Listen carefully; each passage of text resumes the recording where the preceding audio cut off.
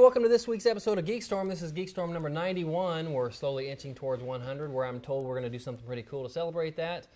100 episodes. That's more than 100 weeks because we don't get a chance to do it every week.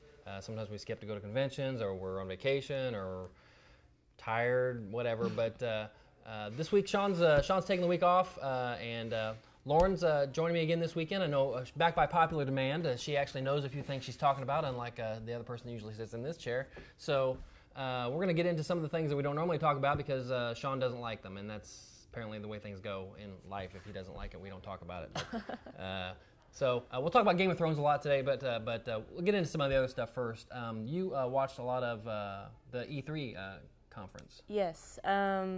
It was all this week. Kind of started off unofficially Sunday with Bethesda's big announcement, Fallout 4, which made everybody lose their minds. Post-apocalyptic gameplay. They have a new engine where you can kind of make settlements, create guns, create houses and stuff like that, which is something they haven't done in the previous Fallout games. So that was the big one. Microsoft announced backwards compatibility for their Xbox One, which was pretty huge. And Sony announced what made everybody just kind of break the internet. Announced... I just lost the name of it. It broke you, apparently. It broke me, yes, because I was so excited about it. Final Fantasy, yep. Final Fantasy, okay. Episode 7, Final Fantasy number 7.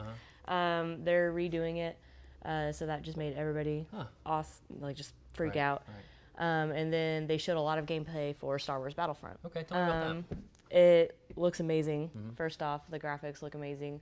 They showed a lot of gameplay from specifically the Battle of Hoth. Okay. So you saw the big AT-ATs and the rebels, the snow speeders. You had to do the actual wrap. Oh yeah. Get the tow cable and wrap their legs and stuff like that.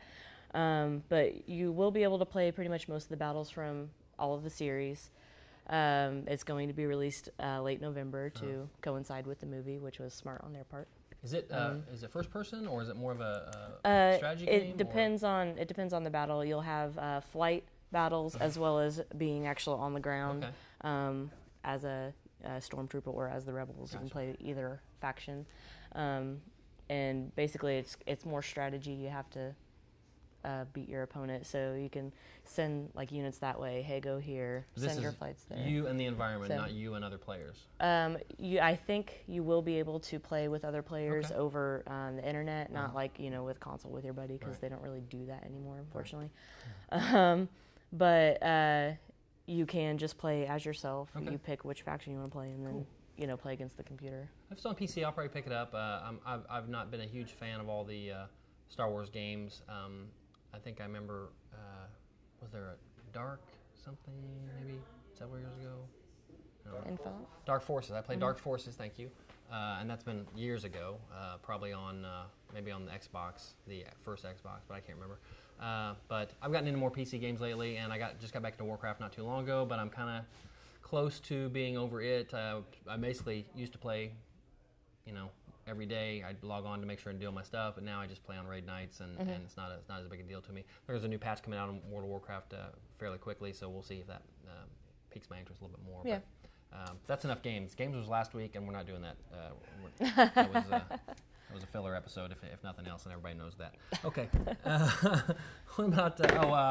I went to see Jurassic World, and in case you didn't know, in case you haven't turned on any kind of entertainment device, TV at all in the last week, you don't know that Jurassic World not only broke the record for worldwide weekend attendance, but it shattered it. The previous record was 370 million, something like that, for the weekend worldwide, and this was over 500 million for the weekend. That's a big deal. And Sean's mentioned this before, and he's actually right about this thing, that anytime you have something that's more all ages, obviously that's going to be more box office. So this is that sweet spot where pretty much all kids who would go to a movie could see it, and pretty much all adults who like movies could go see it. It's not real niche. It's not. It has a wide appeal.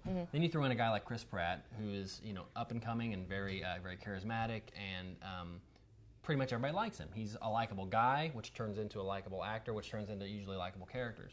But I enjoyed it quite a bit. I know you said you hadn't seen it yet, but you want to. I will say, without too many spoilers, the one thing I liked about it the most was that Chris Pratt wasn't Star-Lord. He wasn't Peter Quill. He wasn't the smartass that had all the lines. He had a few, and you saw him in the trailer. I would guess that you saw most of the quirky lines in the trailer. They left all the funny comedy lines to the Samuel Jackson replacement that was in the control room. I heard about him. Yeah, and he's been in some other stuff. He's actually a funny guy. He was in Let's Be Cops, and I can't think of his name right now. But okay, Jimmy Johnson. Jake Johnson. He's very funny, and he was funny in this. But you got to see Pratt be, the action star, the hero, and play it a little straighter than we've seen him in anything else. So, and he did a good job. He carried it that way. There were some really good lines, and Bryce Dallas Howard was really good in it. We haven't seen her. I don't think she's been on screen in like 4 years. And when she was really good, but not on this scale. She hasn't been anything this big that this many people have seen, obviously. So she was good in The Help and Lady in the Water. Lady in the Water, right? Which a lot of people panned, but I liked it.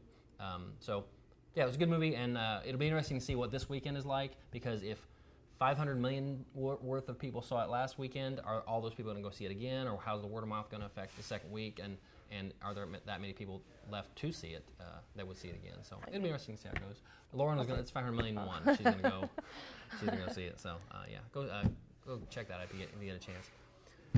Let's see. Let's use that as filler. Let's talk about Game of Thrones. We're going to talk about Game of Thrones. I know. This is a great show. Okay. Oh yeah. There's no reason anybody should not be watching Game of Thrones. It is the second most popular show on TV. This season finale is its highest rating show, and it is, I think they said 12% higher rated than last year's season finale. I believe it. It continues to grow in popularity, and behind Walking Dead, it's a number 2 show. So everybody, if you're watching this show, if you have any interest in this show whatsoever, you should be watching this show. Let alone if you're sitting behind the desk, you should be watching this show. But we haven't talked about it very much, so let's go back a few episodes anyway. Yeah.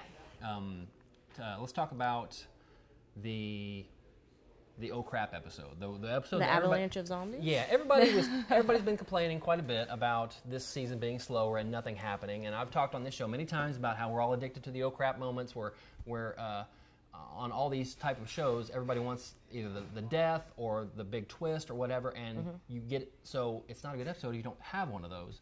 So, and there weren't as many in the first 6 or 7 episodes of this season.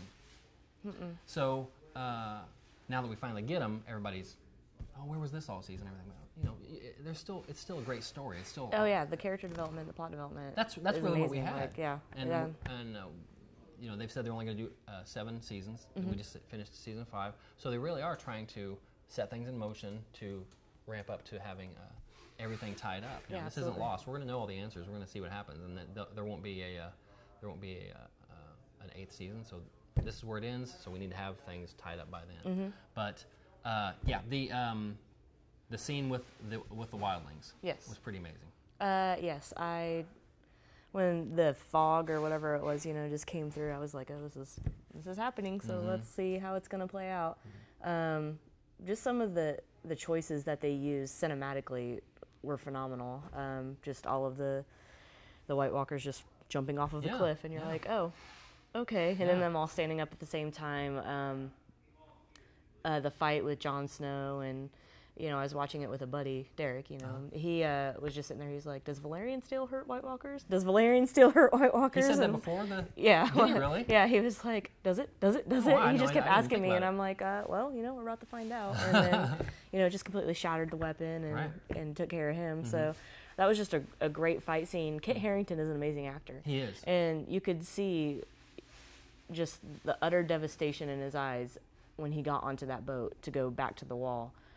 All the people, he was just like, we're leaving too many, and he's like, they're already gone. How about that very final scene before they cut to the credits, where it's nothing but a big wide shot, and you hear the ocean and stuff, and the boat is just slowly moving back, and it gives you the opportunity to try to feel what he's feeling, in that nothing but despair and loss and sorrow is laying on the beach, and it all just stood up, you know, and that character was so great. I guess we saw him.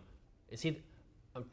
I read that he's the one that picked up the baby in when they went over the wall the first time, and the guy was putting his newborn children out in the woods. I guess he's the guy that picked it up, and I don't know that for sure, but that's what I heard or read anyway.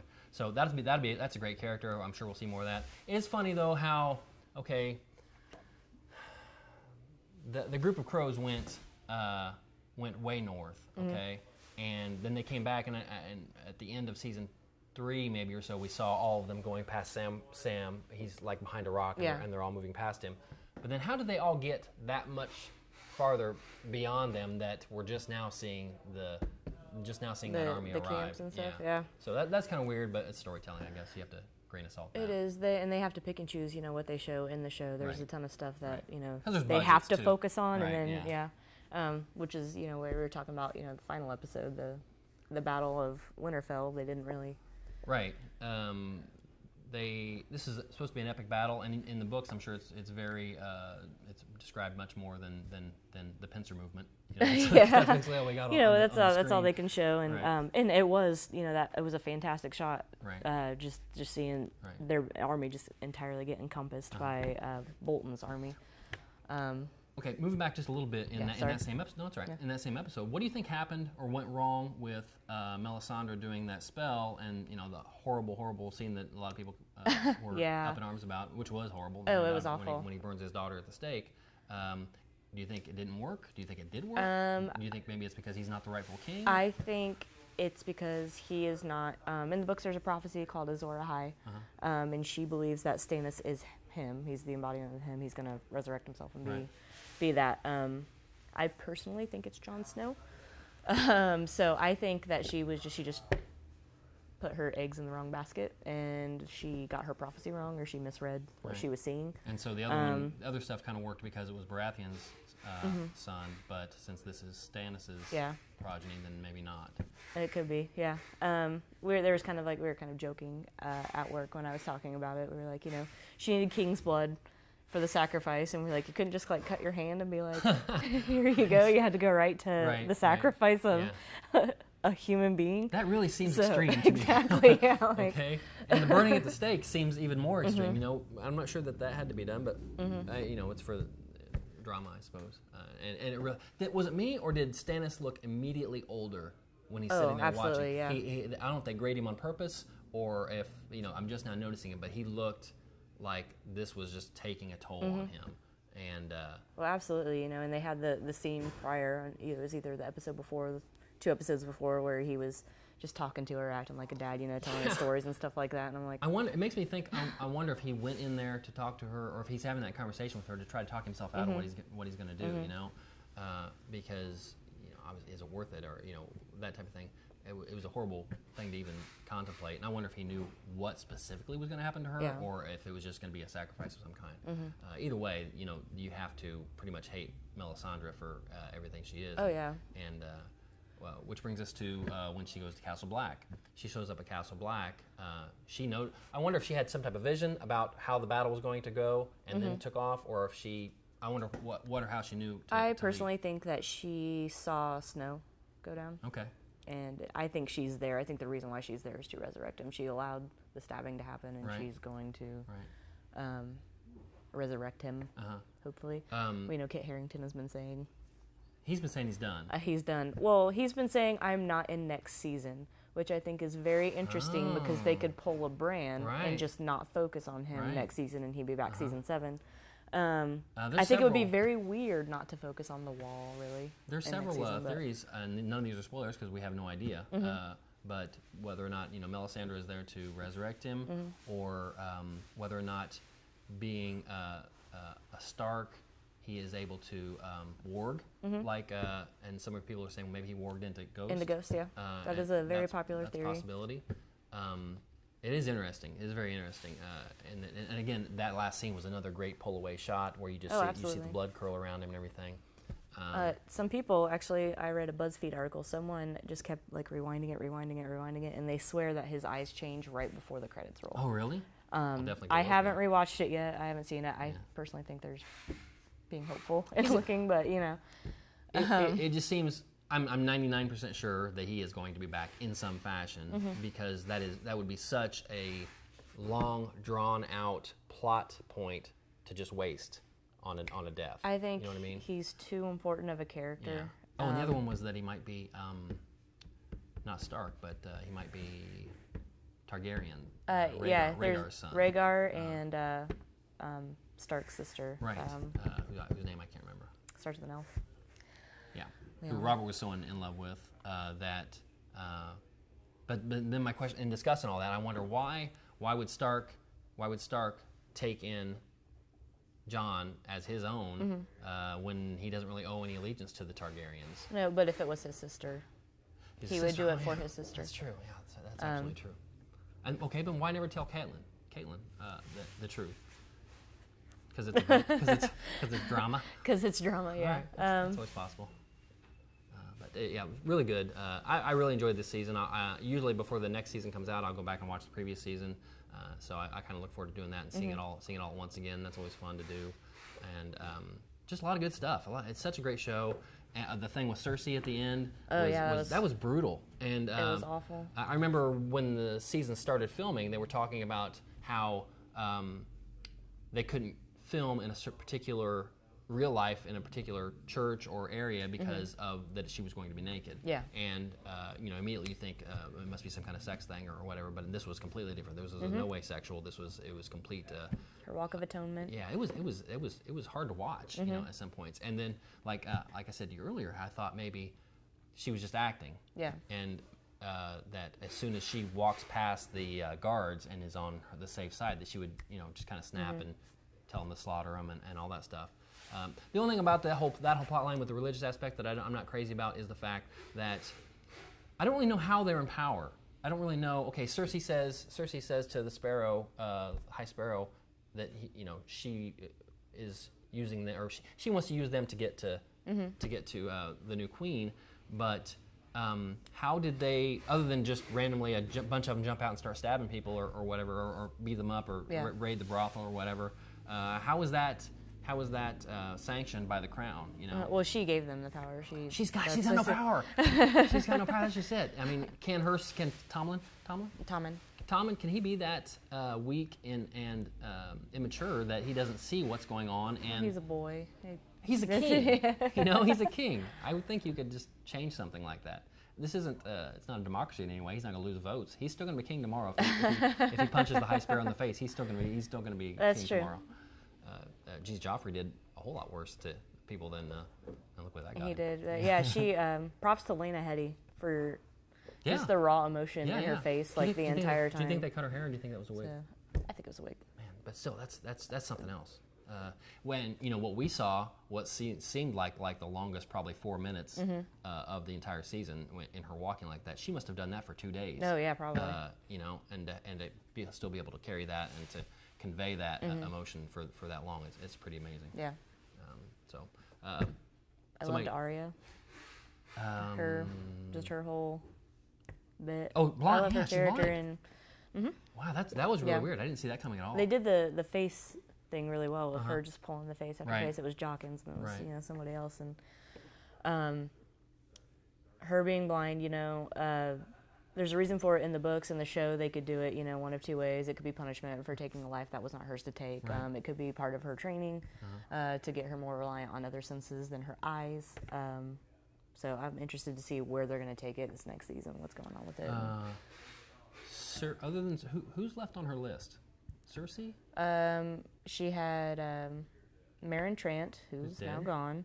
I think she said Tywin, because she doesn't know he's dead. Right.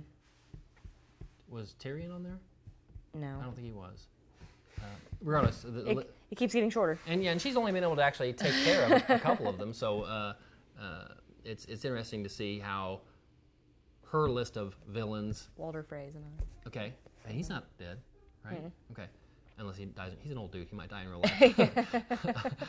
But how her list of villains compares to who we think the villains are, Yeah. Well, especially with Tyrion or and I guess maybe he's not on the list, but the Hound, became a real, a decent character. I mean, he still did horrible things, and she should probably still try to kill him, but that was taken out of her hands too. So it'd be interesting to see how that character goes on. I'm sure there'll be plenty of people that would like to see an Arya movie or an Arya series.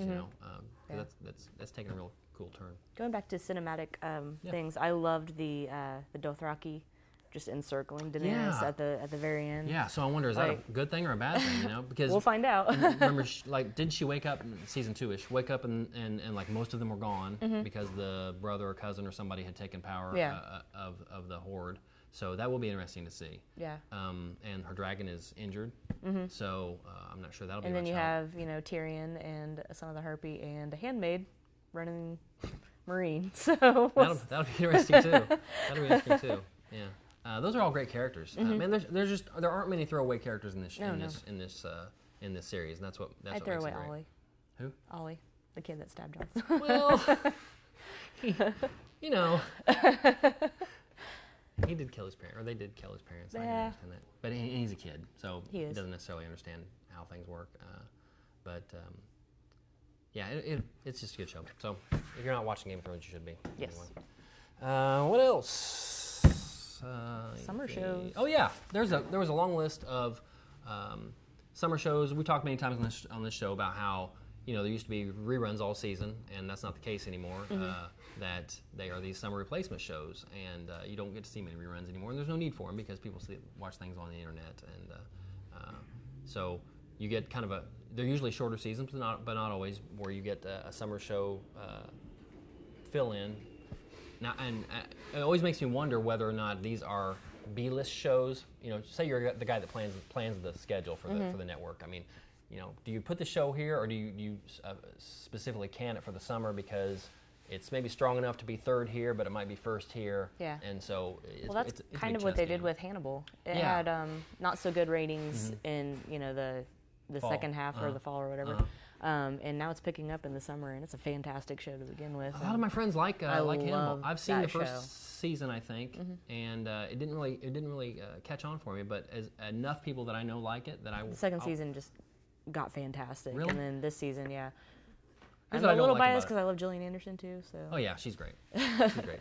Here's what I don't like about it. I don't like all the stuff with Will where you don't know if what's happening is real or not, and maybe it doesn't do that anymore. Yeah, they don't do that anymore. Oh well, then I'll watch it because I hate that kind of stuff where they invest you in a scene that Mike goes over and grabs this figure, and then immediately cut to, well, he didn't really do that. That's just that's happened in his mind. I don't like that at all. Yeah. I'll check out Hannibal again. But again, a lot of these shows we won't talk about them all because there's like 20 of them. But you just mentioned Gillian Anderson. So David Duchovny is in a show that it premiered on May 28th, so it's out there. And not only did the show's called Aquarius, it's on NBC, and not only is it running right now, but as soon as the first episode came out, they released them all on their website. So you could binge watch it like you do on Netflix, and that's an interesting thing for the network to do. I'm all about that. Absolutely, I think you'll see more and more of that.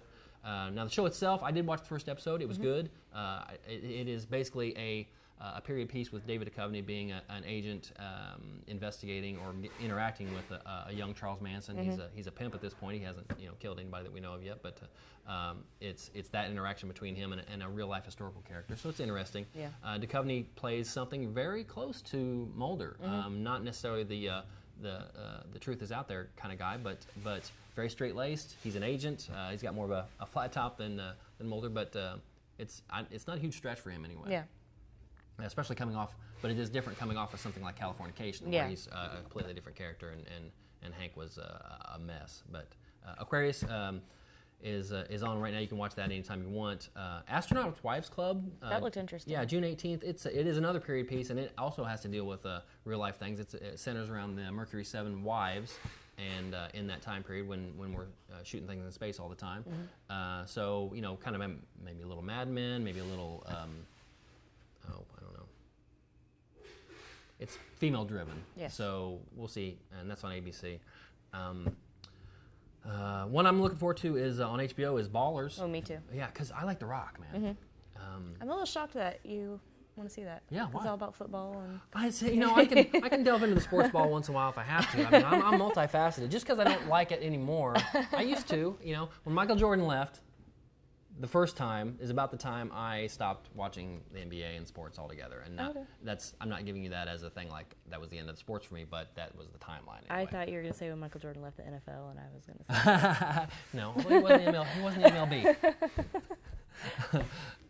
So yeah, Ballers looks like a pretty good show. It's HBO doesn't make a lot of bad shows. They miss once in a while, but this is Dwayne Johnson and Rob Corddry, who's very funny, and he's a sports agent.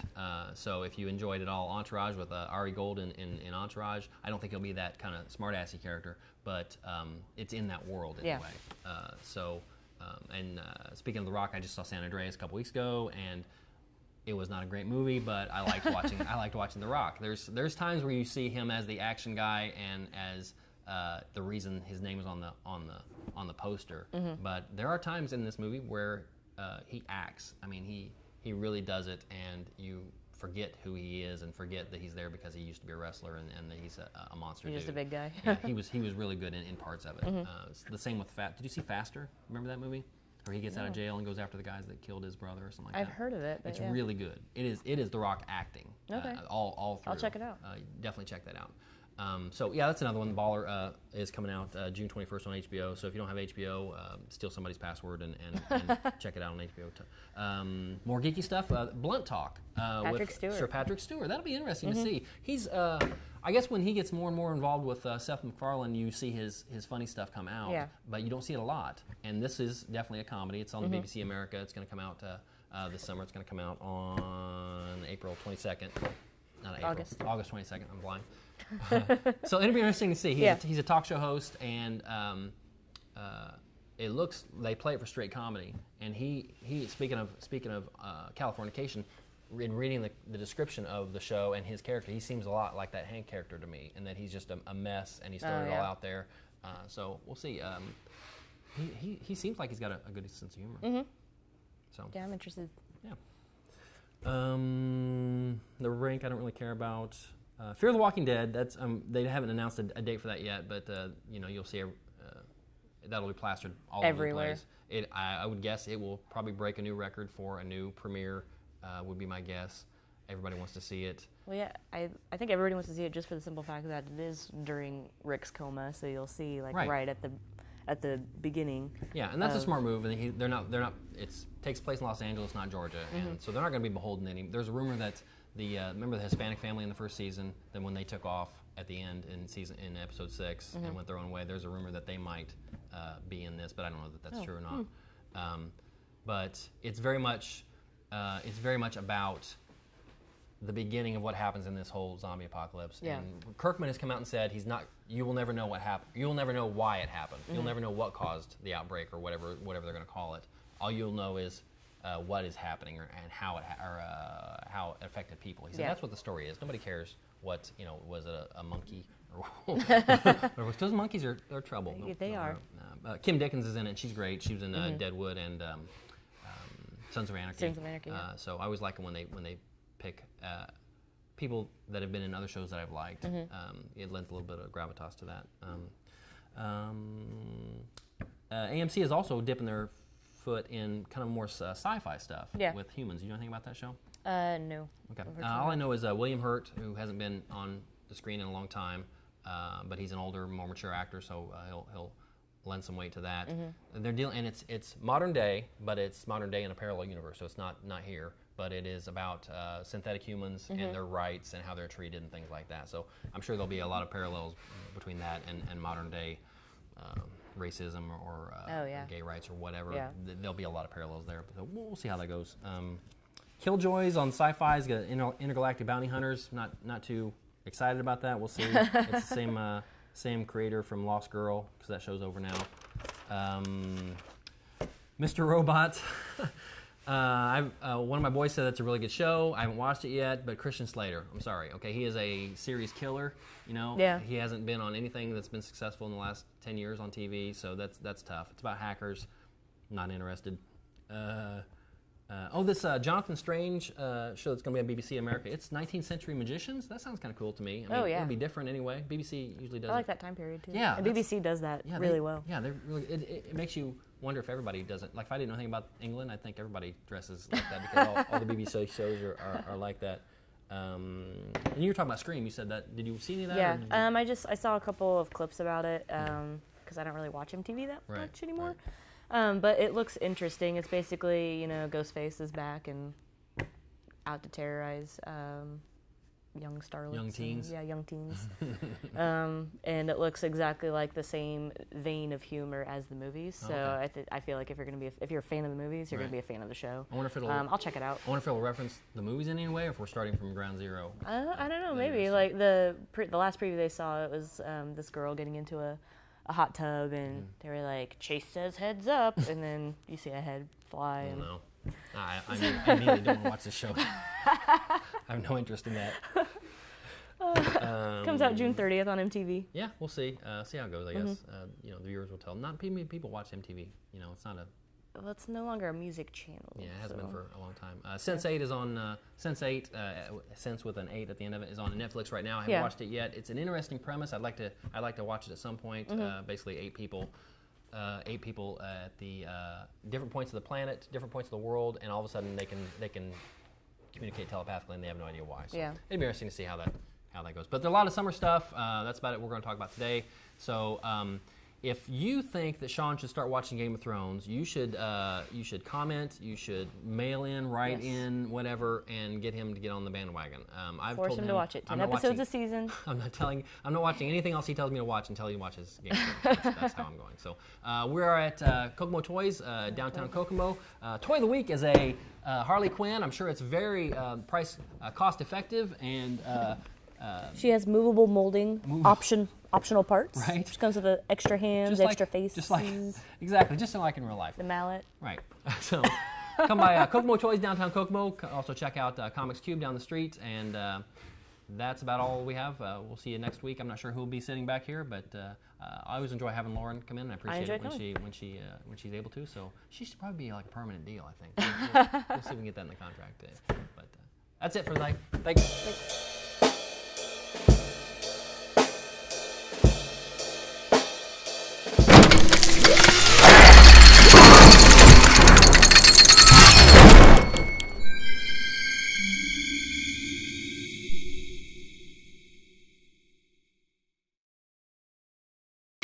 Geek.